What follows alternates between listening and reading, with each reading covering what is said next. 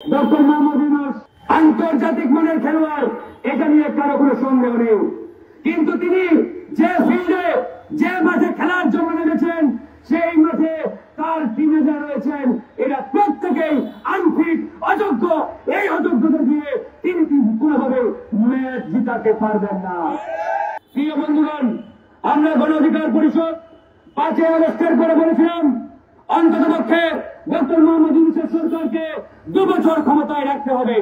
কারণ তিনি 2 বছর ক্ষমতায় না থাকলে জনগণের যে আকাঙ্ক্ষা, জনগণের যে প্রত্যাশা, যে সংস্কার, গণহত্যার বিচার নিয়ে আমরা এই সরকারের দিকে তাকিয়ে আছি, এটি কোনোভাবে বাস্তবায়ন সম্ভব নয়।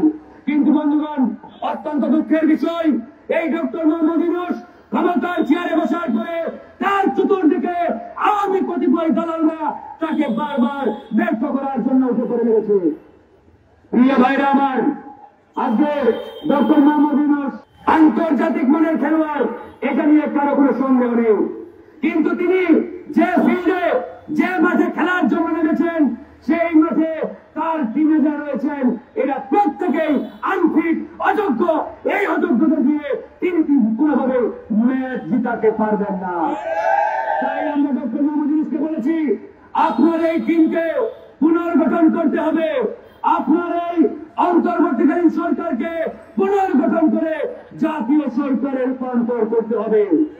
যদি জাতীয় সরকার গঠন না করা হয়, তাহলে ডক্টর মোহাম্মদ ইউনূসের নেতৃত্বাধীন সরকার কোনোভাবেই জনগণের আকাঙ্ক্ষা বাস্তবায়ন করতে পারবে না।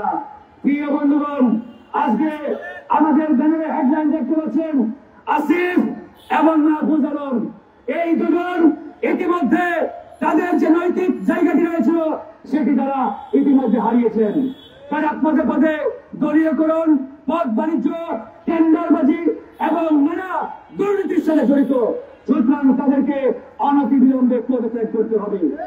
একই সাথে ঢাকা উত্তর সিটি কর্পোরেশনে একজন নিষিদ্ধ ঘোষিত সংগঠনের নেতা, হিজবুত তাহরীরের নেতা এজাজকে মোটা অঙ্কের টাকার বিনিময়ে সেখানে তাকে পদায়ন করা হয়েছে। আমরা বলতে চাই, এই স্বাধীন বাংলাদেশে কোন জঙ্গিবাদের স্থান থাকতে পারে না। কোন জঙ্গিবাদের নেতাকে কোন রাষ্ট্রীয় কিংবা সাংবিধানিক পদে আমরা আর দেখতে চাই না। তাই অনতিবিলম্বে এজাজকে সেই উত্তর সিটি কর্পোরেশনের প্রশাসক পদ থেকে অপসারণ করে তাকে গ্রেফতার করতে হবে।